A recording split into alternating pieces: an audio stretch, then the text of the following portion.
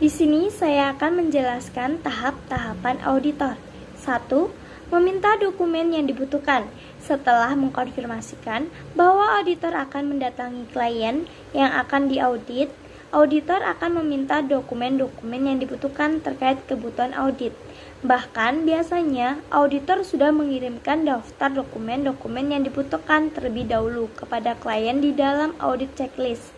Dokumen audit tersebut dapat mencakup salinan laporan audit sebelumnya, rekening koran, nota keuangan, dan buku besar. Selain itu, auditor juga dapat meminta bagan organisasi klien bersama dengan daftar nama dewan dan komitmen terkait.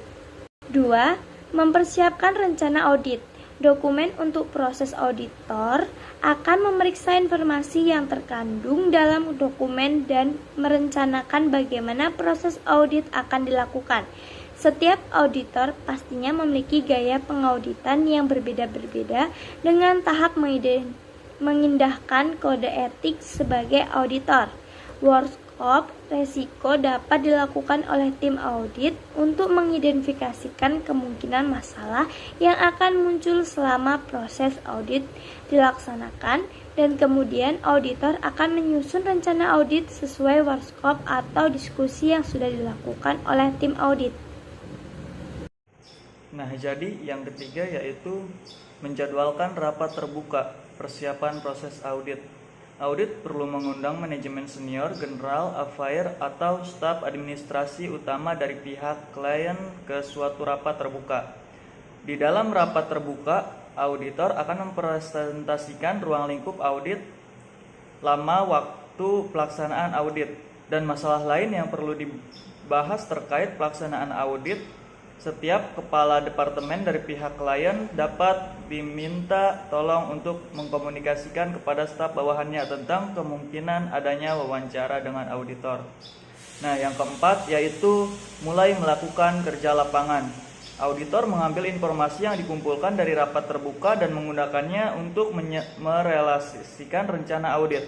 Kerja lapangan kemudian dilaksanakan dengan berkomunikasi kepada anggota staf dan meninjau prosedur dan proses audit. Auditor akan menguji kepatuhan klien terkait pencatatan dan pelaporan keuangan yang sesuai dengan PSAK. Kantor internal dievaluasi untuk memastikan bahwa hal tersebut benar-benar dijalankan secara reliable dan memadai. Auditor dapat mendiskusikan suatu masalah saat masalah tersebut muncul kepada klien untuk memberi klien tersebut kesempatan untuk memberikan feedback. Menyusun laporan. Proses pengecekan audit.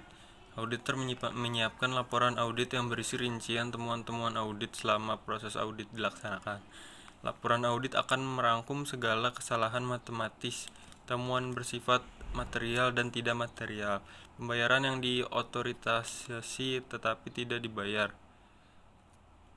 dan temuan-temuan lainnya. Auditor kemudian akan menulis komentar terkait temuan-temuan audit dan merekomendasikan solusi kepada klien. Yang keenam, rapat penutupan. Auditor meminta tanggapan dan persetujuan dari klien terkait masalah dan temuan dalam laporan audit pada rapat penutupan.